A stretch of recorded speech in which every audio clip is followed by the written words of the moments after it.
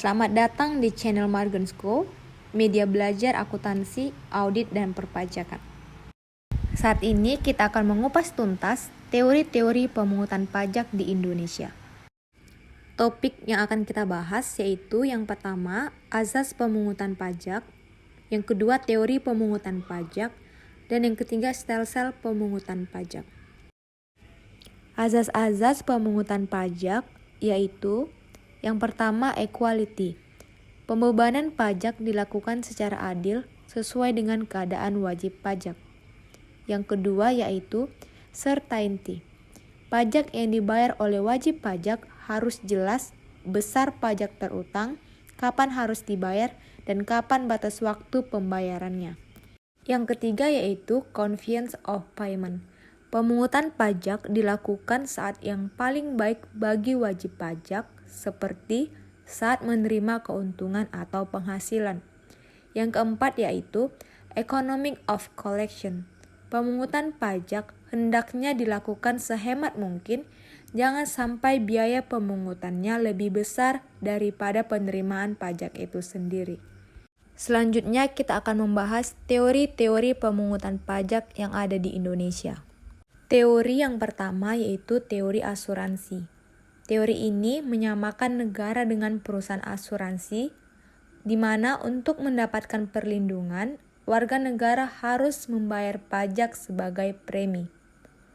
Teori yang kedua yaitu teori kepentingan, di mana menurut teori ini, pembayaran pajak berhubungan dengan kepentingan individu yang menikmati jasa dari pekerjaan negara dengan cara membayar pajak yang semakin besar. Yang ketiga, teori gaya pikul. Pemungutan pajak harus sesuai dengan kekuatan membayar dari wajib pajak. Jika penghasilan wajib pajak besar, maka pajaknya akan semakin besar pula. Yang keempat, teori bakti, di mana menurut teori ini, negara berhak memungut pajak dari rakyatnya dan rakyat berkewajiban membayar pajaknya. 5. Teori daya beli. Teori daya beli ini sangat erat kaitannya dengan kemampuan masyarakat saat melakukan transaksi jual beli. Misalnya, masyarakat yang memiliki mobil mewah akan dikenakan pajak yang lebih besar daripada masyarakat yang mempunyai mobil pada umumnya. Selanjutnya, kita akan membahas stelsel pemungutan pajak di Indonesia. Yang pertama, ada stelsel nyata.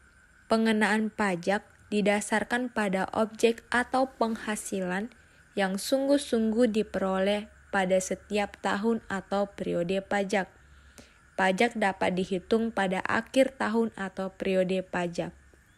Stelsel yang kedua yaitu stelsel fiktif.